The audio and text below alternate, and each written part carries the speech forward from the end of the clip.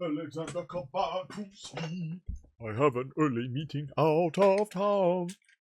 It's still dark outside. I know. Destiny. And also Bungie. Narrated by Jesse Levine.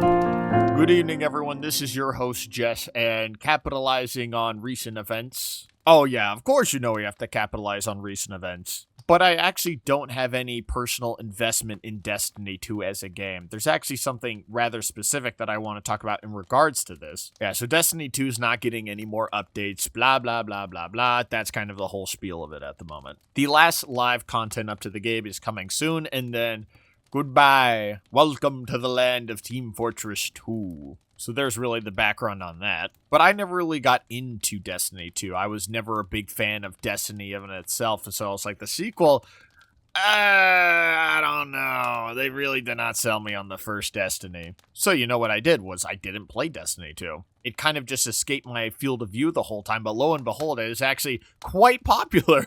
One of my friends that I know was talking about it one time. And I was like, Destiny 2? Oh, people play video games that I don't play? What? And it didn't return to my state of mind until this announcement was made. And I got to thinking, well, maybe I should give Destiny 2 a chance and see. Maybe it's going to be a better taste in my mouth than Destiny was.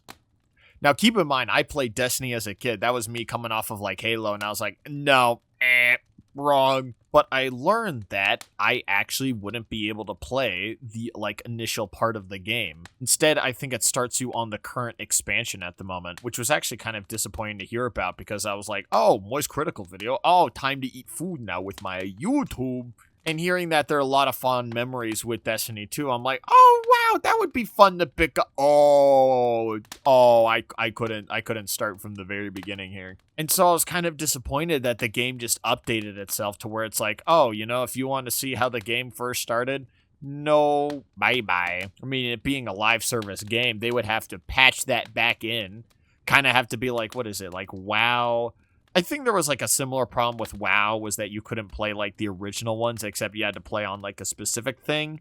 I forget exactly what it is. I think that's quite a similar spot to where it is. Yeah, only certain expansions would be playable, and then the ones that you need to go back further for, I could not tell you how to get to those. If you make an update that changes the game, it changes the game for everyone. You cannot really go back to that previous state. Well, okay, yeah, that makes sense, but if, say, there's a big content removal or, say, there's a content update, so then the old content is then replaced with new content, I mean, are you really playing the same game at that point? Yes, I know it is the Ship of Theseus. It technically is the same game. You already experienced that first part of the game. But if someone else is coming in on that, well, would they agree that it's the Ship of Theseus? Because they never actually got to see the part that was once the Ship of Theseus. They would kind of see the part that's Easton, but they don't replace the parts to the Ship of Theseus, so it never really truly becomes the ship once again. It kind of just looks a little unfinished. And I also think for nostalgia purposes, it's, well,